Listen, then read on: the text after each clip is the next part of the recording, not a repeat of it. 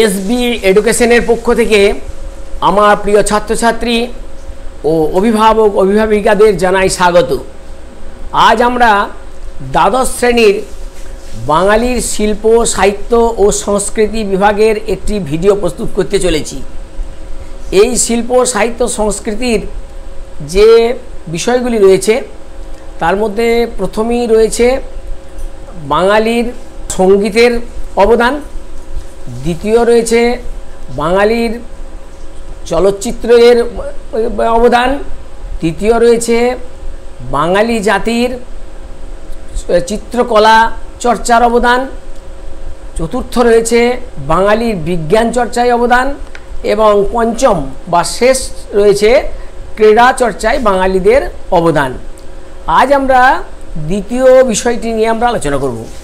এই বিষয়টি আলোচনার থেকে আমরা আজকে শর্ট প্রশ্ন এবং তার উত্তর নিয়ে আমরা আলোচনা করব। এটি হলো বাঙালির চলচ্চিত্রে তাদের অবদান এবং সেই অবদানকে সামনে রেখে বিশেষ করে স্বাধীনতার পরবর্তীকালে এবং একেবারে শেষতম স্তর যেখান থেকে ঋত্বিক ঘটক, সত্যজিৎ রায়, মৃণাল সেন, ঋতুপর্ণ ঘোষ থেকে শুরু করে তাদের যে শ্রেষ্ঠ অবদান এবং তাদের যে সমস্ত কাহিনী চিত্রায়িত হয়েছে সেই বিষয় নিয়ে আমরা সংক্ষিপ্ত প্রশ্নের শুধু আজকে উত্তর দেব।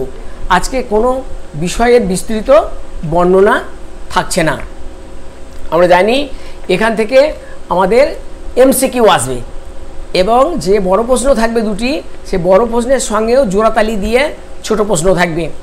ফলে আমরা ছোট প্রশ্নগুলোকে আজকে এক নজরে দেখে নিই এবং তার সঙ্গে সঙ্গে উত্তরও তৈরি করে দেব। প্রথম প্রশ্ন হচ্ছে, সত্যবাদী রাজা হরিশ্চন্দ্র সিনেমার পরিচালকের নাম কি? এর পরিচালকের নাম রুস্তমজি ধতিওয়ালা। প্রথম প্লেব্যাকের স্রষ্টা কে? প্রথম প্লেব্যাকের স্রষ্টা নিতিন বসু। তপন সিংহের পরিচালিত ছবি একটি হলো অঙ্কুশ। তপন সিংহ টোটাল ফিল্ম মেকার বলেছিলেন প্রমথেশ বড়ুয়াকে। কাননবালা দেবীর অভিনয় জীবনের সূচনা ঘটে কোন সিনেমা দিয়ে? জয়দেব। তবে এটি ছিল নির্বাক যুগের সিনেমা। পরবর্তী ছবি একবারে আধুনিক কালের যে বিষয়গুলোর মধ্যে রয়েছে, অভিনেতা সৌমিত্র চট্টোপাধ্যায়কে নিয়ে যে তথ্যচিত্র নির্মাণ করা হয়েছে তিনি কে করেছেন? এটা হচ্ছে Catherine Berge. Fisherman of Sundarban তথ্যচিত্রটির নির্মাতা কে? এটি নির্মাতা হচ্ছে বুদ্ধদেব দাশগুপ্ত। ঋত্বিক ঘটকের আমার লেনিন তথ্যচিত্রটির সঙ্গীত পরিচালনা কে করেছিলেন? জ্যোতিরিন্দ্র মৈত্র। বিনোদ বিহারী মুখোপাধ্যায়ের জীবন অবলম্বনে নির্মিত তথ্যচিত্রটি হল the inner I 1972। Satyajit Ray মোট যতগুলি তথ্যচিত্র নির্মাণ করেছিলেন তা হলো 5টি। হীরালাল সেন নির্মিত প্রথম তথ্যচিত্রটি হলো দিল্লির দরবার। Very important line. Hiralal Sen, এই যে সেন ভ্রাতৃদ্বয়, তারা যে কলকাতাতে যে বায়োস্কোপ তারা তৈরি করেছিল সেখানে তাদের প্রথম তথ্যচিত্রটির নাম ছিল দিল্লির দরবার। শিশুদের জন্য প্রথম চলচ্চিত্র হলো সত্যেন বসুর পরিবর্তন 1949। দাদার কীর্তি বিখ্যাত সিনেমা এবং এই সিনেমা একসময় জনসমাজে সাড়া ফেলে দিয়েছিল। তা তার পরিচালককে তরুণ মজুমদার এবং এর যে বিখ্যাত যে সমস্ত অ্যাক্টর অ্যাক্ট্রেস সেগুলো মনে হয় অনেকেই জানে, তাপস পাল, উৎপল দত্ত এবং দেবশ্রী রায় প্রভৃতি। মৃণাল সেন জাতীয় এবং আন্তর্জাতিক খ্যাতি লাভ করেছিলেন কোন সিনেমার জন্য এবং সেটি কোন ভাষায় রচিত? এটি ছিল হিন্দি ভাষায় রচিত। সিনেমাটির নাম ভুবন সোম। ঋত্বিক ঘটকের শেষ ছবি কোনটি? যুক্তি, তক্ক আর গপ্প। সুচিত্রা সেন যে মস্কো চলচ্চিত্রে শ্রেষ্ঠ অভিনেত্রী পুরস্কার লাভ করেছিলেন সেই সিনেমাটির নাম কি? সেই সিনেমাটির নাম ছিল সাত পাকে বাঁধা। নষ্টনীড় অবলম্বনে নির্মিত সিনেমাটি কে পরিচালনা করেন এবং সিনেমাটির নাম কি? এর পরিচালকের নাম ছিল সত্যজিৎ রায়, সিনেমাটির নাম হচ্ছে চারুলতা। কাবুলিওয়ালা সিনেমায় নাম চরিত্রে অভিনয় করেছিলেন কে? নাম চরিত্রে অভিনয় করেছিলেন ছবি বিশ্বাস। ঋত্বিক ঘটক শিক্ষানবিশ ছিলেন, একথা কার কাছে? ঋত্বিক ঘটক কার কাছ থেকে শিখেছেন?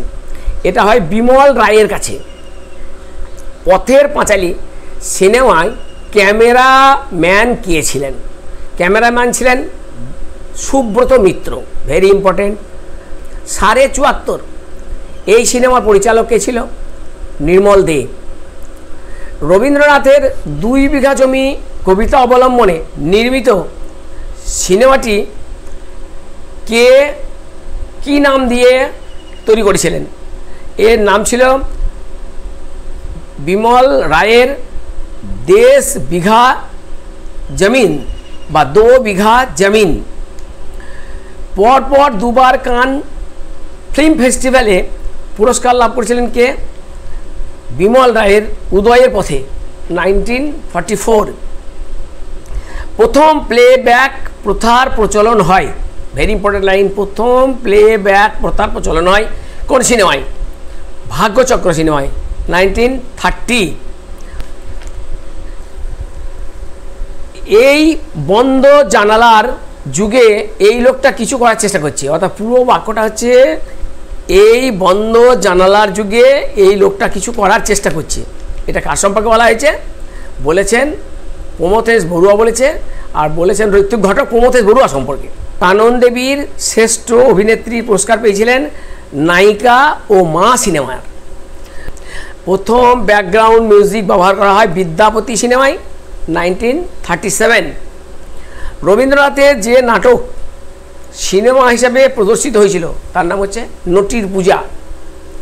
প্রথম বাংলা সবাক ছবি কোনটি? ভেরি ইম্পর্টেন্ট লাইন, এটা ভেরি ইম্পর্টেন্ট প্রশ্ন, অনেকবার পড়েছে।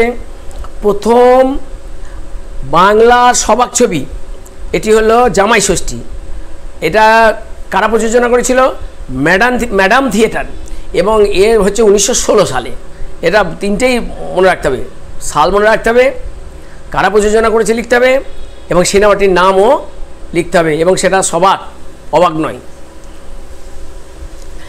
ভারতে প্রদর্শিত প্রথম সবাক ছবি কোনটি? ভারতে মানে গোটা অল ইন্ডিয়া, ওটা বাংলা সবাক ছবি হলো গিয়ে জামাই ষষ্ঠী। তাহলে প্রথম সবাক ছবি হচ্ছে মেলোডি অফ লাভ, 1902, অর্থাৎ 1902 সালে। সরকার প্রতিটি সিনেমার টিকিটের দামের সঙ্গে ট্যাক্স আদায় করেছিল যে আইনের দ্বারা, সেই আইনটির নাম হচ্ছে বেঙ্গল অ্যামিউজমেন্ট ট্যাক্স অ্যাক্ট, 1922।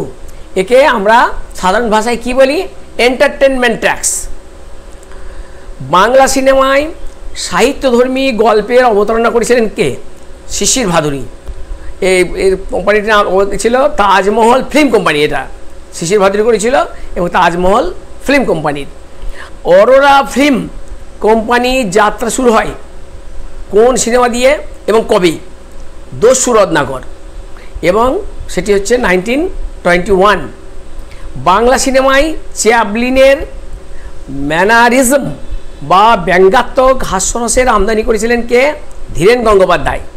আরেকটা প্রশ্ন আছে, ধীরেন গঙ্গোপাধ্যায়ের সংক্ষিপ্ত নাম কী ছিল, বা তিনি কোন ছদ্মনাম ব্যবহার করতেন? ডিজি। ম্যাডান কোম্পানির প্রযোজনায় প্রথম কাহিনী, ভেরি ইম্পর্টেন্ট প্রশ্ন, এটা আন্ডারলাইন ইট। ম্যাডান কোম্পানির প্রযোজনায় প্রথম কাহিনী চিত্র হচ্ছে বিল্লমঙ্গল। বাংলা প্রথম টাইটেলযুক্ত সিনেমা হলো সত্যবাদী রাজা হরিশ্চন্দ্র, এটা দুবার এলো, এই সিনেমাটি দুটির জন্য বিখ্যাত। ভারতীয় চলচ্চিত্রের ইতিহাসে প্রথম তথ্যচিত্রকরকে? আগেও একবার আসতে পারে, এটি বারবার, এই লোকটিও খুব ইম্পর্টেন্ট, হীরালাল সেন। কলকাতায় প্রথম মুভি ক্যামেরা তৈরি হয় কত সালে? এটা হচ্ছে 1902 সালে। রয়্যাল বায়োস্কোপ কোম্পানি তৈরি করেছিলেন কারা? এই যে দু ভাইয়ের কথা আমি আগেই বলেছি, হীরালাল সেন আর মতিলাল সেন এরা। ভারতের নির্বাক চলচ্চিত্রের সূচনা ঘটে কত সালে, কত তারিখ? Very important line.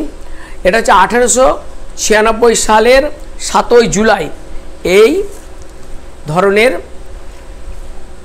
সিনেমা প্রথমে শুরু হয়েছিল। এরপরেও আছে, আমরা বিশেষ বিশেষ কতগুলি প্রশ্ন এই মুহূর্তে রয়ে যায়। যেমন বিল্লমঙ্গল প্রথম হচ্ছে পূর্ণাঙ্গ নির্বাক ছবি, এটা 1919 সালে, অর্থাৎ কত সালে এটা তৈরি হয়েছিল? বিষবৃক্ষ এটা কত সালে মুক্তি লাভ করে? 1922 সালে। কমলে কামিনী এটা কোন সালের কোন মাসে এটা মুক্তি পায়? 1924 সালের ফেব্রুয়ারি মাসে। প্রফুল্ল এটি মুক্তি পায় কত সালে? 1926 সালে। এছাড়াও আছে যে পুরুলিয়ার লোকনৃত্য ছৌ অবলম্বনে নির্মাণ করেন ছৌ ড্যান্স অফ পুরুলিয়া কত সালে? 1970। লেনিনের জীবন সংগ্রাম অবলম্বনে নির্মিত হয় আমার লেনিন, এটি কত সালে? 1972 সালে। দুর্বার গতি পদ্মা এটি কত সালে তৈরি হয়েছে? 1971 সালে। এখানে সাল তারিখ একটা বড় ভূমিকা পালন করবে, সুতরাং সাল তারিখগুলোকে পরপর দেখে যেতে হবে। যেমন বরে গোলাম আলী খান অবলম্বনে এই যে চিত্রটি রচিত হয় এটা কত সালে? 1964 সালে। ওস্তাদ আলাউদ্দিন খাঁয়ের জীবন অবলম্বনে বাবা এই ছবিটি কত সালে প্রকাশ পায়? 1965। আচার্য নন্দলাল বসুর জীবন অবলম্বনে আচার্য নন্দলাল কত সালে? 1984। এবার সত্যজিৎ রায়ের কতগুলি প্রশ্ন আসতে পারে, যেমন তিনি কতগুলি আমি প্রশ্ন ইতিমধ্যেই দিয়ে দিয়েছি যে কতগুলো তথ্যচিত্র নির্মাণ করেছেন, তার শ্রেষ্ঠ ছবি কোনটি, অপু ট্রিলজি কাকে বলে, কত সালে তিনি পথের পাঁচালী তিনি তৈরি করেন, এবং সত্যজিৎ রায়ের শ্রেষ্ঠ কৃতিত্ব কী, এসব নিয়ে একটা বড় প্রশ্ন যেমন হয় তেমনই ছোট প্রশ্ন কিন্তু অজস্র এখান থেকে আসে। ঋত্বিক কুমার ঘটক ইনি বেশ কিছু উল্লেখযোগ্য তথ্য নির্মাণ করেছিলেন, সেগুলির মধ্যে একটি বিখ্যাত বললাম, আগেই বলে দিয়েছি, পুরুলিয়া ছৌ নৃত্য, the Chhau dance of Purulia. Chidananda Dasgupta তার যে বিষয়ে উল্লেখযোগ্য হলো 1961 সালে তিনি লিখেছেন যে কলকাতা শহরকে কেন্দ্র করে তৈরি করেছেন তিনি the portrait of the city. 1972 সালে নৃত্যশিল্পী বিরজু মহারাজের জীবন অবলম্বনে রচিত হয় বিরজু মহারাজ। এছাড়াও মৃণাল সেনকে অবলম্বন করে বিশেষ করে যে মুভিং রিপ্রেজেন্টেটিভ এইটি কত সালে? 1967 সালে। এরপর আসবে যে একেবারে যেগুলো হচ্ছে সিনেমার, বাংলা সিনেমার যেটা স্বাধীনতার পূর্ব যুগে, সেখান থেকে কতগুলি প্রশ্ন আমাদের হয়।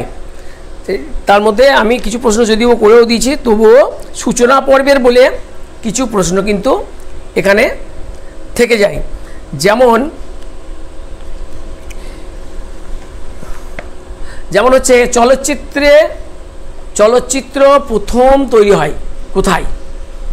দ্বিতীয় হচ্ছে চলচ্চিত্রের পথ চলা শুরু হয় কবে? কাদের হাত ধরে চলচ্চিত্রের পথ শুরু হয়েছিল? ভারতীয় উপমহাদেশের যখন প্রথম চলচ্চিত্রের যাত্রা শুরু হয় তখন তাকে কি বলা হতো? বায়োস্কোপ আমরা জানি। চলচ্চিত্রের ইতিহাসে কাকে সত্যিকার প্রথম পরিচালক বলা হয়? এরপর আসে ফরাসি দেশে মেলিয়াস কবে জন্মগ্রহণ করেন? সিনেমার সঙ্গে জড়িত হওয়ার আগে মেলিয়াস কী করতেন? সিনেমায় কল্পকাহিনীর জন্মদাতা কে ছিলেন? জর্জ মেলিয়াস কবে মন্ট্রিয়ালে স্টুডিও প্রতিষ্ঠা করেন? জর্জ মেলিয়াসের বিখ্যাত ছবির নাম কি? ভারতীয় উপমহাদেশের চলচ্চিত্রের প্রথম প্রদর্শনী হয় কোথায়, কবে? কে প্রথম ভারত উপমহাদেশে বায়োস্কোপের প্রথম প্রদর্শনীটি দেখিয়েছিলেন? ভারতীয় উপমহাদেশের কোন শহরে বায়োস্কোপের প্রথম প্রদর্শনী দেখানো হয়? ভারতীয় উপমহাদেশের বায়োস্কোপের প্রথম প্রদর্শনীতে টিকিটের মূল্য কত ছিল? এইভাবে বহু প্রশ্ন আমাদের আসে। এছাড়াও আরও কয়েকটি প্রশ্ন করা যেতে পারে এইভাবে, যেমন হচ্ছে আমরা একেবারে সেই প্রাচীনতার দিক দিয়েই আমরা দেখব। সে প্রাচীনতার দিক দিয়ে দেখলে আমরা এখান থেকে আরও কয়েকটি যেগুলো আছে এই মধ্যে আছে যে কে তাঁর বক্তব্যে আকর্ষণীয় করে তোলার জন্য ম্যাজিক ল্যান্টার্ন বা বায়োস্কোপ জাতীয় কোনো প্রজেক্টর ব্যবহার করতেন। তারপর হচ্ছে কে প্রথম বায়োস্কোপ যন্ত্র নিয়ে কলকাতায় হাজির হয়েছিলেন? রয়্যাল বায়োস্কোপ কোম্পানি তৈরি করেন কে? কত সালে? রয়্যাল বায়োস্কোপ কোম্পানি তৈরি করেন কে? কলকাতায় প্রথম মুভি ক্যামেরা কবে আসে? হীরালাল সেন প্রথম কবে ছবি এঁকিয়েছিলেন? কার ছবি দেখানোর মধ্য দিয়ে রয়্যাল বায়োস্কোপ কোম্পানির জন্ম হয়েছিল?